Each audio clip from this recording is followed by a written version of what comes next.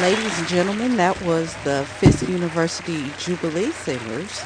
I believe that's right. No, the University Choir. Oh, that was the Yeah, University that was the Choir. University Choir. Excuse me. Yes, the I'm choir. sorry. Yes, the choir. And it just so I'm happened sorry. that our guest was part of that group. Yeah, I was back there singing somehow.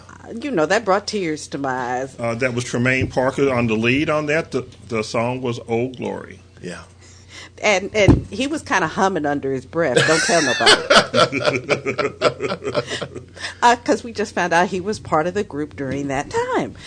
We have with us today Reverend Winter Harrison Jones, great man of God who is in Indianapolis doing his season in the wilderness, is all I can say, who is sharing with us about what a spectacular, fantastic event we are in, treat we're in store for next weekend. Next week. So bring us back up to speed. Well, let me say again that this is the Fisk University choir, 70 young people singing their hearts out. A wonderful repertoire of music. There'll be a Light of the World Christian Church next Saturday, October the 31st at 6 o'clock p.m. And, of course, if you don't know, Light of the World is located at 4646, Michigan Road. But one thing that's special about this tour, really all of the choir's tours, is that the choir is also the sort of admission ambassadors for the institution. So wherever they go all over the country, whether it be their Chicago tour or their D.C. tour or their Florida tour, there's always an admissions session or meet and greet with prospective students, which is so important as we continue our conversation about exposure. And so next Saturday, beginning at 5 o'clock, there at Light of the World, we welcome students of all ages, whether they be middle school or high school, and we are so blessed to have actually the Director of Communications of Light of the World Christian Church here in the studio with us, Ms. Shannon Lawrence, which also happens to be the former Dean of Students at Chicago State, to really help us drive home just how important understanding the admissions process is. Fisk might not be the place for you. We pray that it is, but it might not be the place for you. There are thousands of schools here in the United States and certainly more internationally. But unless we understand the process, the processes are the same, give or take. And so it's so important that whether or not Fisk may be your school of choice or not, to come next Saturday at 5 o'clock and to hear. And so Shannon has firsthand experience as a professional on just how essential and just how important really understanding the admissions process is. And so Shannon, you take it from here and really press upon our listeners of just what an invaluable tool and opportunity this really is. Good morning. Thank you so much, Uncle Steve's Joy, for having us this morning. Thank you. I think the most important thing to share is knowledge. I have found, as you said, as the former dean of students, it was very disheartening to me that many times young people would be ready to enter a four-year institution and they were not prepared, not because they didn't have the academics, the aptitude, the desire, but there was a lack of knowledge on the actual process of how to get from high school to a four-year institution. And that lack of knowledge is our greatest hindrance. The number one problem I saw is that we're getting the information too late. So you're already a junior, you're already a senior, and now is the first time that many of them were thinking, oh, I would like to go to college. My biggest learning curve was being shocked that even in 2011, 2012, that there are still so many first generation college students. So unlike their white counterparts who may have generations and generations of information, parents, grandparents cannot provide the information that they didn't have access to. And high schools are not doing everything for all students. Of course, if you're in the honors program, then that is a focus. But for the majority of students, how to prepare for the academic courses you will need for a future college program, when to apply, how to strategically apply. Right. Applications are not free.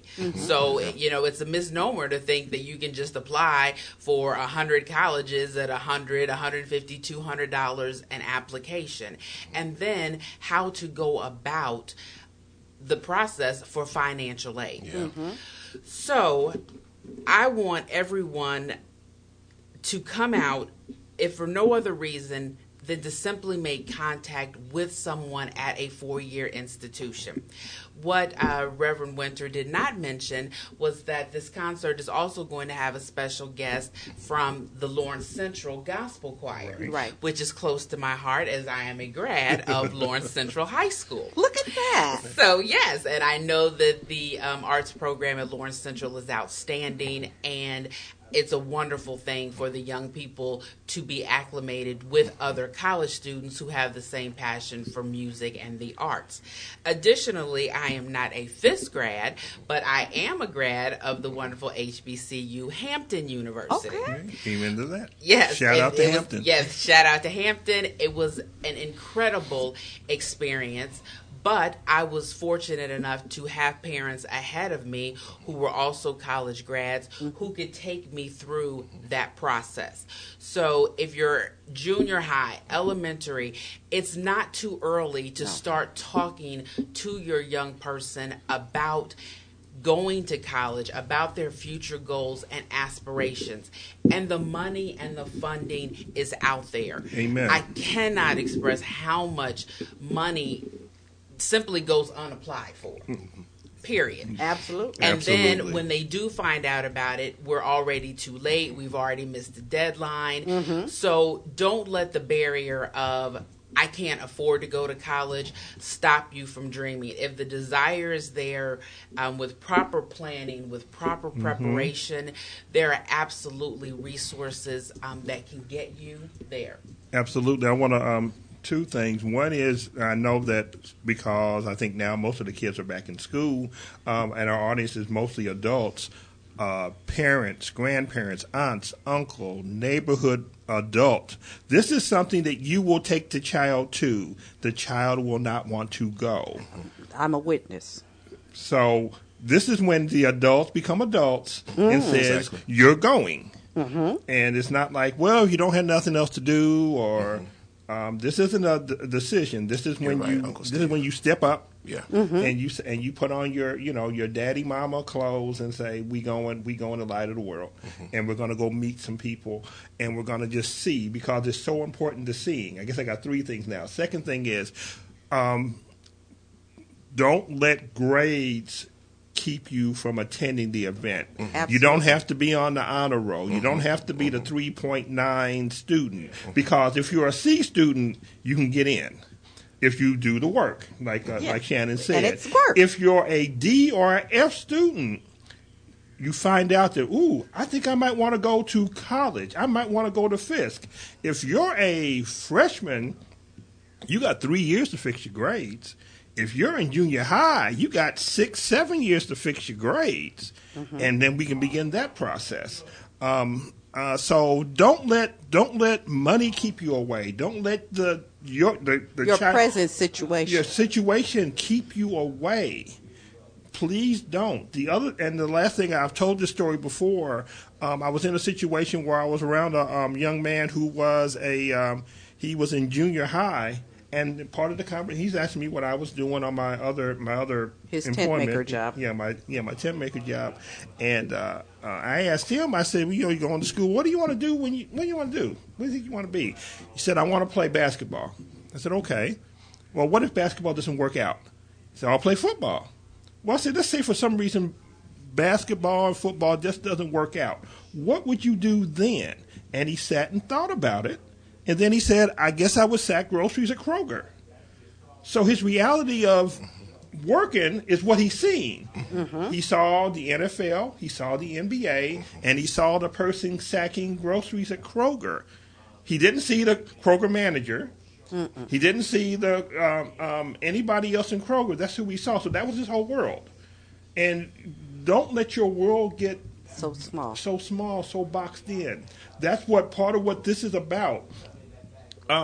It's about being part of a choir where I don't have to be a diva to be in the choir. But if you are a diva, glad to have you. This is about finding out about college and just finding out. finding out that, yeah, I can do this. Because one of the things, too, is that when I look at somebody that looks like me doing something I want to do, well, if they doing it, I can do it, too. Exactly. Opening up those horizons, and invaluable. This is the hour before the concert begins. This is the hour before the concert. Okay. There at the church, again, 4646 Michigan Road.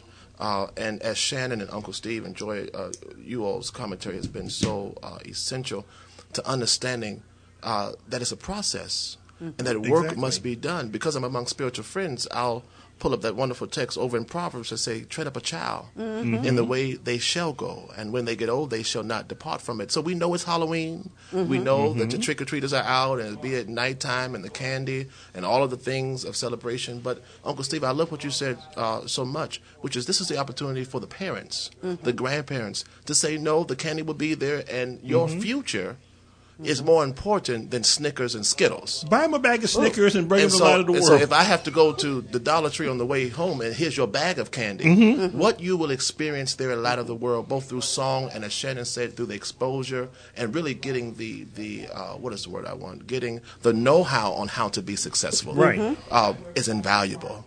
And so I'm pleading, particularly for communities of color, I'm pleading for our parents to let's set some priorities here. And we know it's Halloween, but next Saturday, all roads in this city for any child who has the capacity, which all of our children have the capacity. That's right. All roads should be leading to Light of the World Christian That's Church. right. I think it was the UNCF whose mantra was, a mind is a terrible thing to waste, such that a story that a famous preacher said once in asking what was the most, sort of the richest place in the world, and after sort of giving a bunch of wrong answers, he said the cemetery. And we said, why? Because that is where the majority of dreams lay. They lay in the cemetery. Lord they lay mercy. in places unfulfilled. Then, of course, Langston Hughes, what happens to a dream deferred?